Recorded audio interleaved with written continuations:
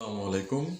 আপনারা জানেন যে মোস্তাফিজুর রহমান বাংলাদেশের একজন সেরা ক্রিকেটার এবং আন্তর্জাতিক পরিমণ্ডলেও কিন্তু সে একজন স্বীকৃত সেরা ক্রিকেটার। কিন্তু বিনা কারণে বিনা নোটিশে ভারত, যাকে আমরা ইন্ডিয়া বলে চিনি, সেই ভারত বিনা কারণে বিনা নোটিশে রাজনৈতিক প্ররোচনায় ধর্মীয় উস্কানিতে মোস্তাফিজুর রহমানকে হঠাৎ করে আইপিএল থেকে বাদ দেয়।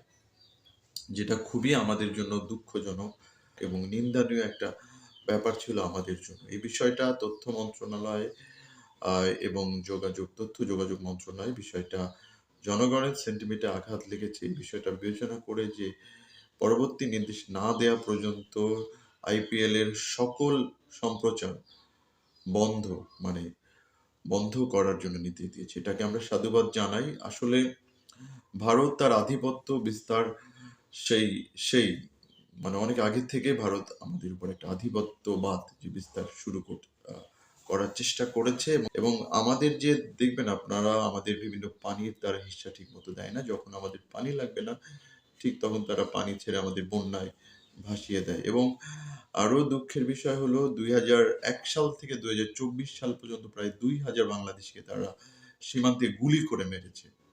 তাদের মতো একটা দেশ, হিন্দুত্ববাদী একটা দেশ, বিনা প্ররোচনায় মুসলমানদের উপরে নির্বিচারে তারা বিভিন্ন যে হত্যাযজ্ঞ চালায়, নিন্দনীয় একটা বিষয়। তো আমরা আশা করি যে এবার থেকে প্রত্যেকটা ভারতের বাজে সিদ্ধান্তের বিরুদ্ধে আমরা কঠিন যদি স্টেপ নিতে পারি তাহলে আমাদের সম্পর্কের মধ্যে ব্যালেন্স থাকবে এবং ভারতীয় আধিপত্যবাদ দ্রুতই নির্মূল হবে। এক্ষেত্রে আমাদের সকলকে ঐক্যবদ্ধ হতে হবে এবং দেশপ্রেমে উজ্জীবিত হতে হবে।